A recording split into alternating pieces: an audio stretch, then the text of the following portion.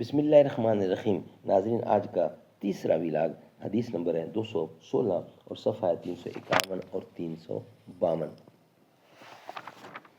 قال اللہ تعالی وما آتاکم الرسول فخذوہ وما نہاکم عنہ فانتہوا، جو تم کو رسول دیں وہ لے لو اور جس سے منع کریں اس سے باز آ جاؤ، رک جاؤ۔ حدیث نبوی کے ایک جدید اور جامع انتخاب، اردو ترجمہ اور تشریحات کے ساتھ، جلد سوم، کتاب الصلاۃ، رائٹر اس کتاب کے مولانا محمد منظور نعمانی رحمۃ اللہ علیہ۔ بسم اللہ الرحمن الرحیم، الحمدللہ وسلام علی عبادہ الذین اصطفیٰ۔ ناظرین، آج کا یہ تیسرا ویلاگ آپ کے سامنے ہم لا رہے ہیں۔ حدیث نمبر ہے 216۔ اٹھیں گے آذر ہزاروں شہر کے بت خانے سے، مہ پلائیں گے نئے ساقی نئے پیمانے سے، لکھی جائیں گی کتاب دل کی تفسیریں بہت ہوں گی، اب خواب جوانی تیری تعبیریں بہت، ہاؤ بہو کھینچے گا لیکن عشق کی تصویر کون، اٹھ گیا نادک فگن مارے گا دل پہ تیر کون۔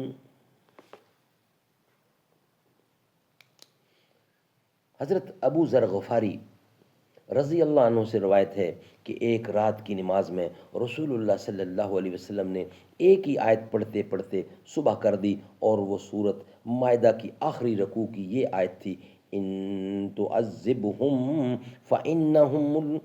فإنہم عبادک الآیات۔ سنن نسائی کی تشریح مطلب یہ ہے کہ ایک رات کو آپ نماز تہجد پڑھنے کے لیے کھڑے ہوئے تو کسی خاص حالت اور کیفیت میں اسی ایک آیت کو بار بار پڑھتے رہے یہاں تک کہ صبح ہو گئی۔ ان تعذبہم فإنہم عبادک وَإِن تَغْفِرْ لَهُمْ فَإِنَّكَ أَنْتَ الْعَزِيزُ الْحَكِيمُ۔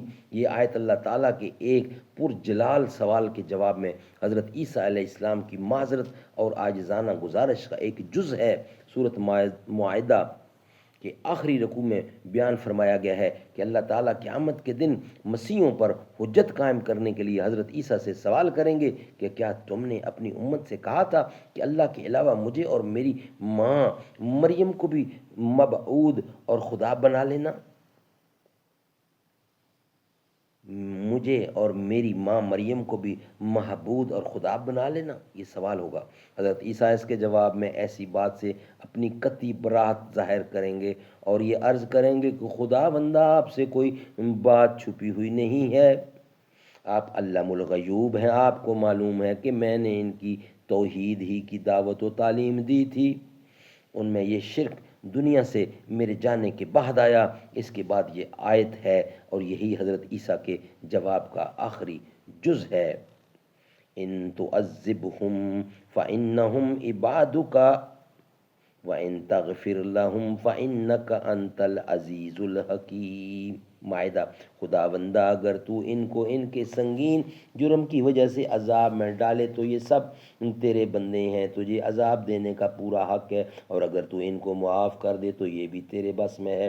بے شک تو غالب ہے، حکمت والا ہے، تیرا جو فیصلہ بھی ہوگا وہ کسی کے دباؤ سے اور مجبوری سے نہیں ہوگا بلکہ اپنے ذاتی ارادے سے اور حکمت کے تقاضے سے ہوگا۔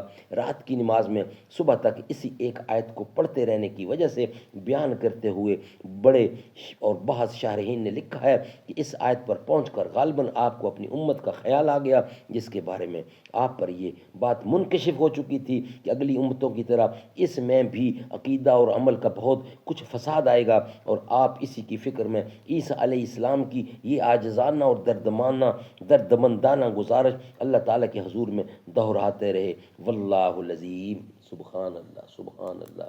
نبی کو کتنی فکر ہے اپنی امت کی۔ انشاءاللہ ویلاگ نمبر 3 میں نیکسٹ حدیث ہماری آئے گی، جس کا نمبر ہے 317۔